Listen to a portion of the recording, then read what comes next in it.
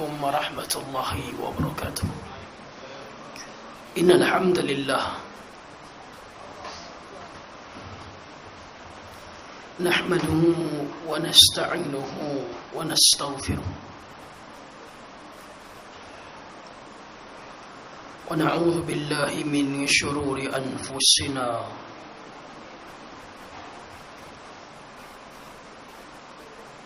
ومن سيئات أعمالنا. من يهده الله فلا مضل له ومن يضلل فلا هادي له. أشهد أن لا إله إلا الله وحده لا شريك له وأشهد أن محمدا عبده ورسوله. اللهم صل وسلم وبارك على محمد وعلى آله وأصحابه ومن استنى بسنته إلى يوم الدين. أما بعد،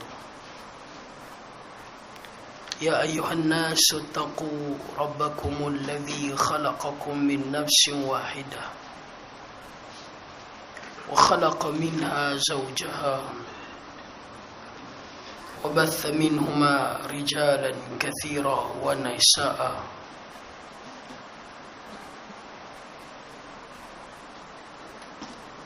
واتقوا الله الذي تساءلون به والأرحام إن الله كان عليكم رقيبا. Sidang jamaah yang dirahmati oleh Allah Subhanahu wa taala, alhamdulillah, syukur pada Allah. Pada malam ni kita diberi kesempatan oleh Allah berkumpul di dalam majlis ilmu, berkongsi satu dua benda, mudah-mudahan dapat memberi manfaat kepada kita semua.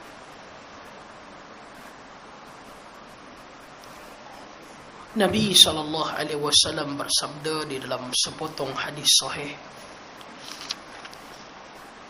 Kata Nabi, "Wallah fil aunil abdi ma kana al-abd fi auni akhihi." Kata Nabi, demi Allah, Allah akan sentiasa memandang hamba-hamba Allah selagi mana hamba Allah memandang kepada hamba-hamba yang lain. Apa dia maksud dia? Allah akan menolong hamba-hambanya selagi mana hamba-hambanya menolong hamba-hamba yang lain. Hadis ni tuan-tuan, dia pendek, ringkas, padat dan penuh keinsafan. Saya baca hadis ni tuan-tuan sekalian, sebagaimana tuan-tuan tahu apa yang berlaku di Burma kan. Dia panggil apa? Saya nak sebut tu payah sikit lah tempat apa? Rohingya. Betul ya? Rohingya. Apa yang berlaku di Burma? Tuan-tuan, kalau tuan-tuan tengok hadis tadi, hadis tu dah cukup dah bagi motivasi kat kita. Dah cukup dah bagi motivasi kat kita. Tuan-tuan ingat dulu kita dalam peristiwa MH370 yang hilang, MH17 yang tenggelam, kita usaha cari. Yang tenggelam pun kita selam cari. Jadi mereka yang belum hilang ini, tolong jangan hilangkan mereka. Satu, mereka yang belum tenggelam ni, jangan tenggelamkan mereka. Kita tidak nafi kerajaan memang ada bantu pelarian-pelarian ni, bermula daripada tahun 1979 apabila 40,000 orang pelarian Vietnam masuk ke Malaysia. Itu memang kerajaan tolong. Sampai sekarang pun ada penempatan tertentu. Cuma kali ni saya rasa yang betul-betul tertindas ni kita perlu bantu semampu yang boleh. Itu saya nak beritahu kepada tuan-tuan. Ada tuan-tuan tanya kepada tuan-tuan, tanya pada diri saya, apa yang kita dah bantu? Itu kita kena tanya. Sepatutnya dalam Islam, yang bantu ni pihak yang agama bagi kepada mereka amanah untuk pegang peruntukan. Siapa dia? Mereka yang mengumpulkan zakat. Sebab tu dia bukan pusat pengumpulan zakat. Dia bukan pusat pungutan sahaja. Setahu sini lama tak main dah kan? Tak apa lah. Dia lama tak main dah kan? Dia bukan pusat pengumpulan, dia bukan pusat pungutan, bahkan dia adalah pusat pengagihan zakat. Kena bantu mereka yang memerlukan. Dan tidak semestinya apa dia aman Palestin, apa dia Syria ke, mereka hanya bantu Palestin dan juga apa dia penduduk Syria. Mereka juga wajar membantu mereka yang ditimpa musibah, antaranya pelarian Burma. Dulu tuan-tuan dalam kes apa dia Syria, ramai mana ustaz-ustaz kita jadi broker. Tu mana-mana pelarian Syria yang lari ke Mesir. Tuan-tuan pun dapat, saya pun dapat, memang betul-betul. Offer kahwin dengan mana-mana perempuan Syria dengan bayaran tidak lebih daripada RM2,000.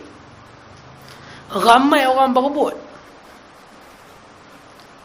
Lah ni ustaz tu pun tak tahu hilang mana. Sepatutnya, tuan-tuan, perempuan Syria, nama pelarian pun tak apa, yang melari ke Mesir dan sebagainya, ustaz-ustaz jadi broker. Tuan-tuan tahu ke perempuan Syria ni cantik tak cantik macam mana? Haji Putra tahu? Tak tahu. Tak ada contoh boleh buat sini. Oh, kasar sikit dah tengah malam-malam ni. Kasar sangat ke? Amboi. Tuan-tuan tahu lelaki Syria ni kacak tak kacak macam mana? Contoh. Tu. Contoh depan ni dah ada. Nampak tak? Gelak pun kasar, marah pun kasar. Nampak tak? Sakit hati nampak. Kenapa mereka tak buat, tuan-tuan dah tahu Burma ni susah, kenapa tak buat pula broker ambil perempuan-perempuan Burma ni jadikan isteri? Sebab apa?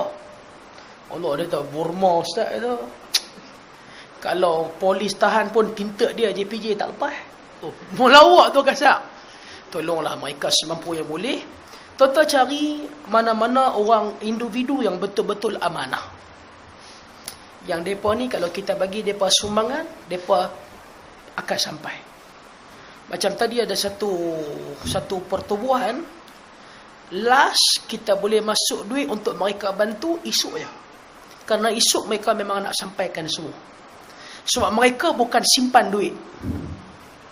Dia bukan simpan duit, lepas tu pergi sewa bangunan pula, lepas tu kita pula duduk di bangunan tu, lepas tu kita duduk kutip derma, berapa persen kita bayar gaji, berapa persen kita guna. Tak, mereka bukan macam tu. Tuan-tuan bagi 1,000 lah mereka guna untuk bantu orang yang memerlukan. Apa yang kita boleh buat tuan-tuan? Bantulah mereka sebantu yang boleh. Mudah-mudahan nanti bila kita pula jadi macam tu, Allah Subhanahu Wa Taala pula akan hantar orang untuk bantu kita. Ingat Allah sebut hal jazaul ihsan illa apa? Haji Putra dalam surah Ar-Rahman. Hal jazaul ihsan illa al-ihsan. Kata Allah, tentulah balasan orang yang buat baik, Allah akan balas kebaikan kepada mereka. InsyaAllah bantulah mereka semampu yang boleh. Ada seorang sahabat tu tadi, subhanallah. Sebab ni antara benda-benda yang Nabi benarkan kita tunjuk. Kalau tidak tersemat riak, sum'ah dan sebagainya. Dalam akaun dia ada RM3,000 saja. RM3,000. Kita pun tak kenal dia siapa. Cuma mereka yang dapat bantuan ni bagi tahu, dia print screen, dia derma RM3,000, dalam akaun dia ada RM3,011, berbaki RM11, RM3,000 tu dia bagi semua. Kita tengok teriak tuan-tuan. Dia tuan-tuan sekalian ada RM3,011 dalam akaun tu. 3,000 bagi bantuan tinggal kat dia RM9. Kita kalau ada 3,000 RM9, RM11 nak bagi pun ketak tangan. Bukan 3,000. Kalau transfer RM11 tinggal 3,000 tu pun tak apa. Tapi nak transfer pun ketak tangan. Macam-macam alasan lah. Sagi internet tak ada, sagi TAC number tak dapat, sagi pergi masuk number account kawan tu tak betul. Last sekali tak transfer. Bantulah mereka insya-Allah. Mudah-mudahan ingat satu je, nanti kita susah, Allah akan bantu kita. Ingat tu je. Kita susah, Allah akan bantu kita. Kena ingat yang tu satu saja. Macam kita kalau buat naya orang, ingat satu je. Nanti orang akan buat naya balik kat kita. Ingat tu je. Tuan-tuan hutang orang tak mau bayar. Tuan-tuan ingat nanti orang hutang tuan-tuan, orang tak mau bayar. Ingat tu je. Jadi siapa-siapa ambil madu, bayarlah. Itu pesanan daripada pihak penaja. Okey, sambung insya-Allah. Apa tuan-tuan nak tanya? Boleh tanya bagi jelas sebelum kita sambung yang seterusnya. Sila.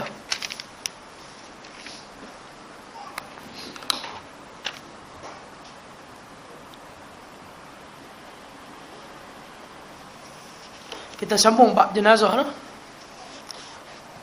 Aisyah radhiyallahu ta'ala anha bercerita. Aqbala Abu Bakrin radhiyallahu anhu ala firasihi min maskanihi bisunhi hatta nazala fadakhala ala al-masjid wa Umar yukallimu an-nas falam yukallim an-nas hatta dakhala ala Aisyah radhiyallahu anha fatayammama an-nabi sallallahu alaihi wasallam wa huwa musajja bi burdatin hibrah فكشف عن وجهه ثم أكب عليه فقبله بين عينيه ثم بكى فقال بأبي أنت وأمي يا نبي الله لا يجمع الله عليك موتتين أما الموتة التي عليك فقد متها وفي رواية لقد مت الموتة التي لا تموت بعدها. Aisyah radhiyallahu ta'ala anha cerita ketika mana Nabi SAW wafat. Ketika Nabi SAW mati. Sebenarnya tidak ada beza antara perkataan wafat dan mati. Sama je. Cuma orang Melayu ni dia ada bahasa-bahasa yang dia guna. Kalau orang-orang besar ni dia panggil wafat. Kan? Kalau orang biasa ni dia panggil mati. Dalam bahasa Arab sama je. Qala Allah Ta'ala, qala Rasul. Sama ya. Allah Ta'ala berkata, Allah Ta'ala berfirman, Allah Ta'ala berkata, Nabi berkata. Cuma Melayu dia bahasa dia jaga. Allah Ta'ala berfirman, Nabi SAW bersabda. Jadi orang Melayu ni dia agak menjaga bahasa dia. Kata dia, ketika mana Nabi SAW meninggal dunia, Abu Bakar dengar berita Nabi meninggal dunia. Kata Aisyah, Abu Bakar pun tunggang kuda dia mai ke rumah Nabi. Rumah Nabi di mana? Di Masjid Nabawi. Tepi Masjid Nabi tu rumah Nabi. Masa apa dia sampai, tuan-tuan pun dah dengar dah kisah ni. Masa dia sampai, masa tu Umar duk ada, Umar betul-betul lost control. Umar betul-betul tuan-tuan sekalian, tuan-tuan, dia lupa sungguh. Dia lupa sungguh. Lupa kepada apa? Lupa kepada ayat Quran. Terus masa Abu Bakar sampai, Umar duk bawa keluar pedang, duk bagi tahu macam-macam. Abu Bakar tak tengok dia. Abu Bakar terus masuk. Dia masuk dalam rumah anak dia Aisyah radhiyallahu ta'ala anha. Dia terus masuk. Masa tu jenazah Nabi SAW ada dalam rumah Aisyah. Maka Abu Bakar pun bukalah kain yang tutup muka Nabi. Sebab tu orang meninggal dunia ni kita tutup dengan kain. Sebab tu kalau tuan-tuan tengok orang accident meninggal dunia tepi jalan pun mereka tutup dengan kain, tutup dengan plastik hitam, dengan kertas paper. Apa yang termampu itu agama suruh. Kemudian dia pun bongkok, dia tengok Nabi SAW dia pun cium Nabi SAW antara kedua mata Nabi. Maksudnya dia cium di dahi Nabi SAW. Abu Bakar pun menangis. Cuma Aisyah tak kata, "Pak, jaga sikit air mata, jangan kena Nabi." Yang tu Aisyah tak kata lah, yang tu kita kata. Masa Nabi duk menangis ni, Aisyah kata, "Pak, air mata tu mau jaga elok-elok, kucing hitam semua mau jaga, jangan bagi langkah mat." Tak ada lah, Aisyah tak kata macam tu lah. Tapi orang kita, saya tahu mak saya meninggal dunia, orang duk cium mak saya ni, anak beranak dia duk cium dia apa semua, sepupu saya. Air mata mau jaga sikit, sepupu saya. Dia pun hari tu dia ambil alih juga jadi ustaz. Dia pun kata, yang tu air mata mau jaga sikit. Air mata kena jenazah tak ada masalah apa-apa. Orang Melayu dia ada kefahaman, kalau air mata kena jenazah jadi apa Haji Putra? Tak tahu. Apa dia? Dia kata menyiksa mayat. Dulu orang tua-tua dulu banyak faham mana kalau tuan-tuan perasan Khamis malam Jumaat dia kemenyan rumah. Saya dan tuan-tuan mesti dan. Dia putra dan tak? Dia kemenyan rumah. Tanya dia pasal apa? Dia tanya malam-malam Jumaat ni arwah-arwah ni pak kita, tok kita semua balik. Dia balik duk mana? Dia balik duk atas alang. Kita kata, "Tok, kalau rumah Plaza Shilling dia duduk di mana?" Ni tuan-tuan tahu tak, kalau David Teo dapat ni, dia dibuat filem hantu atas alam. Dia tak dapat ni. Kalau dia dapat, confirm dia buat. Jadi Abu Bakar pun cium Nabi di dahi Nabi SAW. Sebab tu orang yang kita kenal, kalau dia meninggal dunia, kita boleh cium dia. Sahabat kita baik dengan kita, meninggal dunia, kita pergi rumah dia, buka kain, kita cium dahi dia. Boleh tak boleh? Jawapan dia, itu sunnah. Itu sunnah. Selagi mana dia itu haram kahwin dengan kita. Meninggal dunia tu kak kita. Meninggal dunia, kita pun buka kain dia dan sebagainya, kain yang tutup muka dia apa semua, kita cium dahi dia. Boleh tak boleh? Jawapan dia boleh. Tak ada masalah. Selagi mana orang tu tak boleh kahwin dengan kita. Kalau bekas janda apa ke, tak usah duk kata ya. Bekas janda ke, bekas marka ke apa ke, tak usah. Orang yang haram kahwin dengan kita saja kita boleh cium. Kemudian dia kata kepada Nabi SAW, Nabi dah terbujur kaku dah. Dia kata, "Demi Allah, demi kamu dan demi mak aku, wahai Nabi Allah, Allah tidak akan menghimpunkan dua kematian pada kamu." Maksudnya kamu dah mati. Tak mungkin kamu boleh hidup dan mati pula. Tak mungkin. Kamu dah mati dah. Adapun kematian yang menimpamu sekarang, benar-benar membuatmu telah wafat. Dalam sebuah riwayat disebutkan, sesungguhnya engkau telah menemui kematian yang engkau tidak akan mati selepas daripada itu. Menurut Abdullah bin Ja'far, anna Nabi SAW amhala ala Ja'far thalathan aw ya'tiyahum thumma atahum faqala la tabqu ala akhi ba'da al-yawm. Sesungguhnya Nabi memberi tangguh kepada keluarga Ja'far selama 3 hari untuk mendatangi mereka. Kemudian baginda mendatangi mereka lalu berkata, "Janganlah kamu semua menangisi saudaraku selepas daripada hari ini." Kadang-kadang ada orang di tuan-tuan sekalian, kalau kita tak boleh kontrol kita punya kesedihan, kita tak sunnah ziarah dia. Kerana kita takut tuan-tuan sekalian, dalam sepotong hadis yang lain, dek kerana tangisan, dek kerana ratapan orang yang hidup, kadang-kadang menyeksa si mati. Jadi kalau tuan-tuan tak boleh kontrol kesedihan tuan-tuan, takut tuan-tuan nanti histeria, maka tuan-tuan janganlah datang ziarah si mati. Kita datang bila? Lepas daripada 3 hari, kita datang untuk ziarah ahli keluarga dia sahaja. Baik, daripada Anas kata dia, dakhalna ma'a Rasulillah sallallahu alaihi wasallam ala Abi Saifin wa kana dhi'ran li Ibrahim alaihi salam. Fa akhadha Rasulullah sallallahu alaihi wasallam Ibrahim faqabbalahu wa shammahu thumma dakhalna alaihi ba'da dhalik wa Ibrahim yajudu bi nafsi faja'alat aynan Rasulullah sallallahu alaihi wasallam tadrifan. فقال له عبد الرحمن بن عوف رضي الله عنه وأنت يا رسول الله فقال يا ابن عوف إنها رحمة ثم أتبعها bi ukhra faqala sallallahu alaihi wasallam innal 'aina tadma' wal qalba yahzan wa la taqul ila ma yarda rabbuna wa inna bi firaqika ya Ibrahim la mahzunun.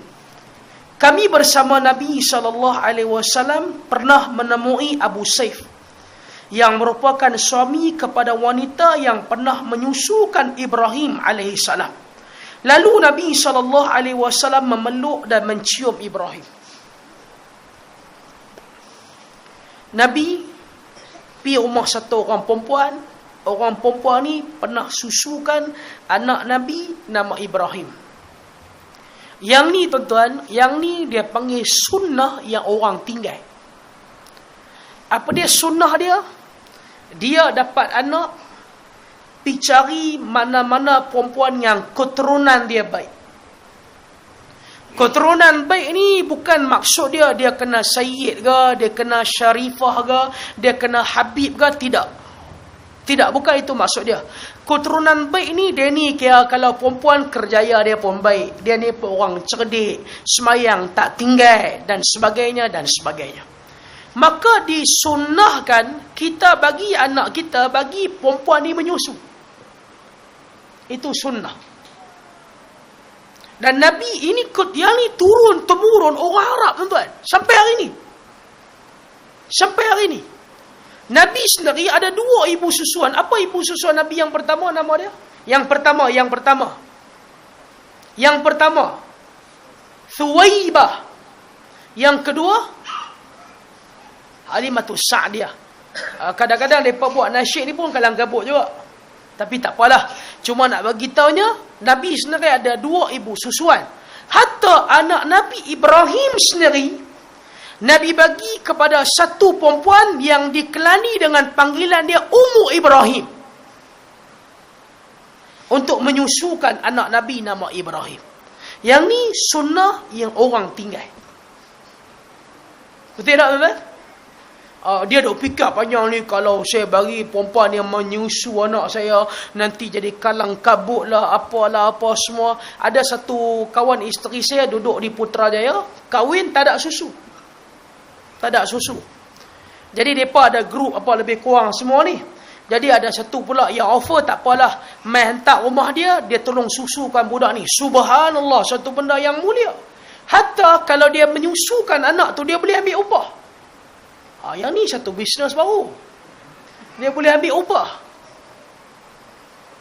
Dia boleh ambil upah. Dia pun tak ada ambil upah apa, semua apa pun tak ada. Dia susukan budak ni. Lepas tu untuk dapatkan apa dia, kalau orang perempuan dia nak susu, antara benda paling baik betul sauda. Saya ada testimoni cukup banyak. Cukup banyak betul sauda.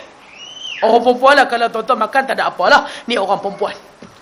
Melimpah-limpah Allah bagi kepada dia rezeki. Dia susukan budak ni. Dia niat tak mau ambil apa-apa, kesian. Tu kawan dia mengaji sekali di Kuza dulu. Kuza kan? Dulu bukan Kuza lah. Dulu tahun 2000 lebih Kuza lah. Dia panggil apa? Yuniza. Dah susu apa semua. Lebih daripada 5 kali. Lebih daripada 5 kali kenyang. Bermaksud budak tu jadi anak susuan dia. Anak susuan dia. Mana-mana budak, yakni maksud dia mana-mana anak yang perempuan ni susukan, maka anak ni dengan budak ni adalah saudara susuan. Tapi kalau dia duk kalut susukan anak orang, anak sendiri dia sumbat susu botol. Yang ni orang Melayu kata, kera di hutan disusukan, kera sendiri mati kelaparan. Ni ya. Yang ni ya. Yang ni lah orang Melayu duk kata tu. Tak betul kan? Anak tu saya duk fikir tak betul dah, tapi tuan-tuan pun setuju. Bila pula dia anak dia kera, nampak tak? Kera di hutan disusukan, anak sendiri mati kelaparan. Kan? Pasal ni ya. Jadi kalau dia tak susu, yang ni tuan-tuan dulu, orang tua-tua dulu ada. Orang dulu dia kahwin dapat anak Pak Nasar, dia tinggal anak dia bagi mak dia jaga. Dia terus tuan-tuan sekalian pi balik kerja apa semua ke tempat dia kerja, dia duk ambil anak orang lain bagi susu. Sampailah anak tu tak pernah menyusu dengan dia. Kalau anak tu anak kandung dia tak pernah menyusu dengan dia, Dia menyusukan anak orang lain. Kata Syekh Muhammad Shalih Utsaimin, anak kandung dia dengan anak susuan dia, mereka bukan saudara susuan. Mereka bukan saudara susuan. Dulu dahsyat tuan-tuan, dulu dahsyat. Dulu kalau orang dulu, kalau dia perempuan, anak perempuan dia bersalin, dia pun bersalin sekali. Betul tak tuan-tuan? Kan? Kalau anak dia bersalin, dia pun bersalin sekali. Orang dulu-dulu, dia punya cucu dia dengan anak bongsu dia, cucu lagi tua daripada anak bongsu. Dulu-dulu lah kan. Jaga elok. Apa maksud jaga elok? Kalau kita susukan budak tu lebih daripada 5 kali susuan dan sebagainya, dia dengan anak kita akan jadi saudara susuan. Lepas tu kalau tuan-tuan ambil anak angkat, nak bagi mudah kerja, nanti masalah aurat apa semua ni kan, susukan budak tu. Clear? Kata Syekh Muhammad Shalih Utsaimin, selagi mana budak tu di bawah usia apa dia? 2 tahun. Ambil budak tu umur setahun lebih apa ke, orang lempak apa ke, tak mau, susukan dia. Dia akan jadi anak susuan tuan-tuan. Tapi kalau tuan-tuan ambil budak tu tingkatan 2, tuan-tuan cari pasal ya. Budak tu tingkatan 2 dia kata ni, kita nak bagi budak ni nanti payah. Hang duk omang dah pakai tudung apa semua, kerja banyak. Hang susukan dia 5 kali ya. Ini bukan susu, ini dia panggil gangguan seksual. Jadi kena elok-elok sikit, jangan duk buat gila tuan-tuan. Jadi nak bagi tahu kepada ni, macam mana kita boleh masuk bab susu ni? Nak cerita Nabi Allah Ibrahim. Apa nak cerita anak Nabi Ibrahim. Jadi yang ni satu sunnah yang orang tinggal. Tuan-tuan, siapa nak hidupkan sunnah ni? Tolong bagi tahu. Siapa nak hidupkan sunnah ni? Tolong bagi tahu.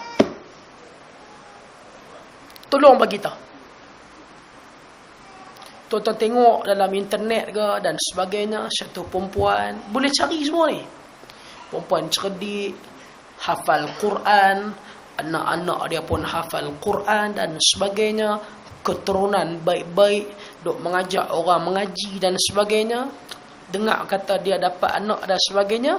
Kita hidupkan sunnah ni, jangan malu. Tanya kepada dia, masuk dalam Facebook dia ke apa ke lebih kurang, boleh tak apa dia, puan susukan anak saya. Tapi jangan bagi tahu pada mak pak kita lah. Kadang-kadang mak pak kita ni kalang kabut. Dia tahu bini hang susu tak cukup dah, gatai nak pergi hantar kat orang. Dia pun tak mai kuliah maghrib. Jadi kalang kabut. Jadi Ibrahim ni meninggal dunia. Tuan-tuan tahu dah cerita ni. Cuma mungkin tuan-tuan tak tahu yang Ibrahim ni meninggal dunia di rumah ibu susuan dia. Yang tu tuan-tuan tak tahu. Dia bukan kena tersedak susu mati apa dah. Dia meninggal dunia di rumah orang yang jaga dia. Maka Nabi masuk. Nabi tengok Ibrahim dah meninggal dunia. Apa yang Nabi SAW buat? Nabi peluk Ibrahim ni, Nabi teriak. Macam yang tuan-tuan tengok dalam internet, seorang bapa yang anak dia meninggal dunia di Syria. Tuan-tuan tengok tak? Yang anak dia kena apa, berdarah habis semua ni, kena dengan askar daripada Bashar Assad laknatullah ni. Tuan-tuan tengok bapa dia pergi peluk ni, Allah kita tengok pun sebab. Orang duk angkat nak angkat bapa dia dah buat macam tu. Yang ni budaya orang Arab lah. Orang Arab kalau nak minta tunggu Ustaz, itu maksudnya 5 minit. Itu maksudnya lahzah, tunggu Ustaz. Duduk, dia tak teriak bapak dia memang bapak dia kental. Cuma dia peluk anak dia tu, dia dalam keadaan pelukan kasih sayang. Anak meninggal. Orang duk angkat, dia tak. Oh, kita tengok sedih. Macam itulah Nabi sedih. Tuan-tuan tanyalah di sini, orang yang anak dia meninggal dunia masa kecil, macam manalah Nabi tak janji orang yang anak dia meninggal masa kecil dia sabak syurga. Macam mana Nabi tak janji? Allah uji dia tuan-tuan, betul-betul uji. Tuan-tuan tanya sini, siapa di sini tuan-tuan yang anak dia pernah meninggal dunia masa kecil? Tak ada? Tak ada langsung? Ada tak tuan-tuan, di kalangan tuan-tuan ni, dia anak dia meninggal dunia masa kecil, ada tak? Tuan-tuan pun dah tua dah, maksud saya dulu. Tak ada langsung ah. Tak ada ah. Oh, dahsyat ah. Kalau ada, tanya dia. Macam mana perasaan dia? Saya memang malam ni, saya kalau tanya soalan, kalau tuan-tuan kata ada, saya nak tanya apa yang dia buat bila anak dia meninggal dunia. Kalau dia kata, saya sabar ustaz, saya tak buat satu benda yang dimurkai oleh Allah Ta'ala, memang saya akan hadiah daripada malam ni satu set tafsir Ibnu Kathir. Tapi tak ada kan? Tak ada kalau, tak ada soalan lain-lain lah. Jadi hadiah tu kita akan bawa kepada episod yang akan datang. Cuma tak baik. Nabi pun peluk, Nabi teriak. Yang tu kita semua tahu dah Haji Putra kan? Nabi peluk, Nabi teriak. Kemudian datang Abdurrahman bin Auf. Dia kata, wahai Rasulullah, takkan kamu pun teriak? Terus Nabi SAW kata, innaha rahmah thumma atba'aha bi ukhra. Nabi kata ni air mata yang berguguran ini adalah rahmat. Bila Nabi sebut itu, semua pakat teriak habis. Semua ni dok kontrol macho. Tak mau teriak depan Nabi. Tapi bila tengok Nabi teriak, Abdurrahman bin Auf tanya, wahai Rasulullah, takkanlah kamu teriak? Nabi kata, air mata ni rahmat. Maksudnya Nabi kata, yang ni bukan kemurkaan Allah, ini rahmat. Semua pakat teriak habis. Tadi dok kontrol. Macam tuan-tuan tengok filem Industri dengan bini tuan-tuan lah. Sampai satu episod sedih, dia teriak dah.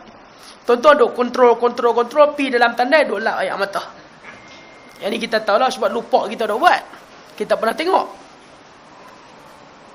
Kemudian Nabi kata, sesungguhnya air mata ini bergelinangan, hati ini bersedih, tetapi kami tak buat apa-apa yang dimurkai oleh Allah Subhanahu Wa Taala. Dua hadis ni mai cerita.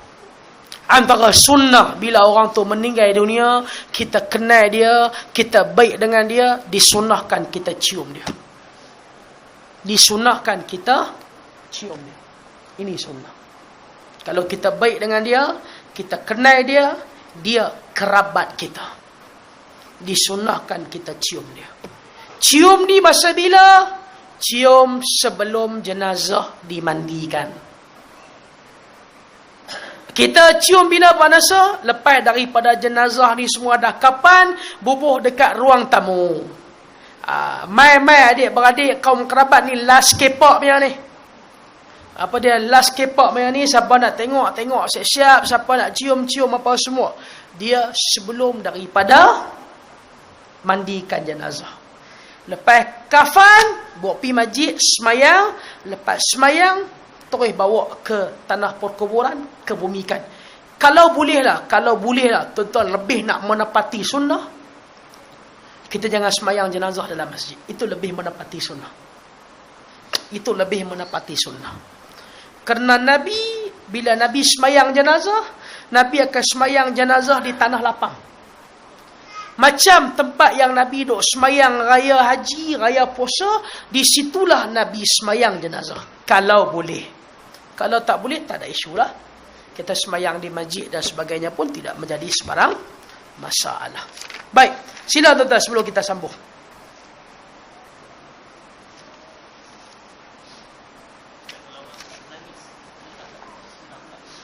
Kalau dia tak menangis, adakah tidak sunnah? Tidak jadi isu kalau tak menangis.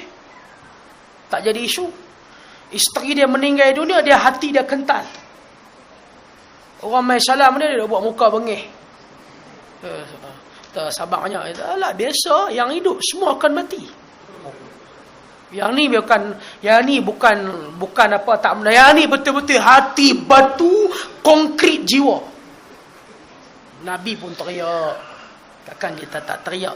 Dia tak teriak ni tuan-tuan sekalian sebab kadang-kadang kita geram kat dia. Tuan-tuan dok bergaduh dengan jiran tuan-tuan. Bergaduh tuan-tuan sekalian. Bergaduh ni tuan-tuan buat renovation rumah, habuk masuk rumah dia. Kena kereta dia. Dia tak akal tak ada buat renovation rumah apa semua, habuk bagi masuk rumah saya. Saya dah pesan dari tu, bagi tahu kat kontraktor kalau nak ketuk, jangan ketuk bagi bunyi. Oh, tu dia punya syarat, terma dan syarat dia. Kita kata apa ni, gila apa, kakak nak buat masuk sikit pun kakak nak marah. Dia tak cakap banyak, dia pecut kereta, keluar. Dulu bila tak ada guard, lah ni ada guard balik. Dulu tak ada guard, dia boleh pecut terus. Lah ni bila ada guard, dia kena pakai kad. Bila pakai kad, dia keluar pun dia pecut juga. Kereta langgak meninggal dunia. Toto akan buat pelbagai spekulasi. Tuan tengok tu, itulah sebab dok buat naya ke orang. Jadi agama tak mau. Kita kalau kita tak boleh menangis pun, buatlah menangis. Buatlah menangis. Macam bila kita pi tanah perkuburan tak boleh menangis, buatlah menangis. Supaya hati kita ni lembut.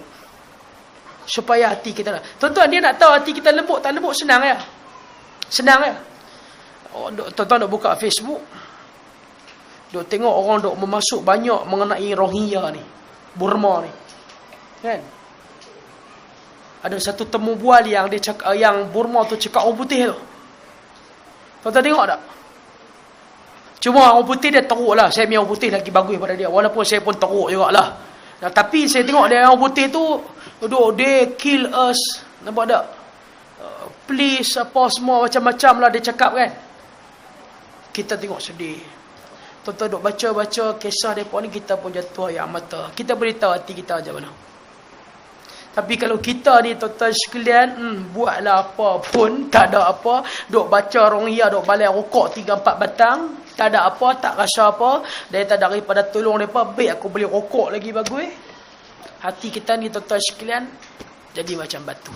Batu orang yang sering menangis, hati dia lembut. Tapi Syekh saya nama Ibrahim Al-Madani, tahun 2002 dia pesan kat kami. Dia kata, ya bunayya, wahai anak-anakku. Dalam kelas, kitab Umdatul Ahkam dia mengajar. Kitab ni saya mengaji dengan dia. Nama dia Syekh Ibrahim Al-Madani. Seorang penceramah terkenal di Pakistan. Dia kata, wahai anak-anakku, dia kata, nanti dia kata kalau kamu kahwin, dia kata kalau kamu kahwin, kalau isteri kamu menangis, dia kata ketahuilah drama sudah bermula. Dia kata lah, saya tak kata macam tu. Dia kata, wallahualam, tuan-tuan setuju ke tak setuju? Pak Nasar lah orang yang paling veteran sekali. Pak Nasar tak berapa nak berani saya mengaku, saya tahu. Nanti kita bincang lain. Baik. Jadi Haji Putra, kalau kita tak menangis, kalau kita memang tak menangis, bersedihlah. Bersedihlah. Jangan kita bergembira dengan musibah yang Allah timpakan kepada orang lain. Sebab mathalul mu'minina fi tawadihim wa taramihim wa ta'atufihim mathalul jasad. Apa dia maksud dia? Tuan-tuan tengok, saya dah terjemah dah. Lain kali saya nak suruh Haji Putra baca bahasa Arab, pula saya bahasa Melayu. Perbezaan? Okeylah, bolehlah perumpamaan. Muslim berkasih sayang, ambil berat satu sama lain, umpama satu badan. Bagi kerjasama. Salah satu rasa sakit, semua rasa sakit. Tuan-tuan tengok orang sakit gigi. Gigi sakit. Tangan tak ada kena-mengena. Tangan buh kat pipi. Sakit. Nampak tak kerjasama yang erat? Tuan-tuan tengok orang isap okok. Contohlah orang isap okok. Kalau dia buh dalam mulut, nampak tak? Ni tak mau bagi kerjasama, tak mau tarik. Contoh tu okey ke? Contoh tu tak okey nak? Okey, tak apalah. Kita batalkan contoh tu. Ya, saya ikut nasihat Haji Putra. Baik, wallahualam. Sila tuan-tuan.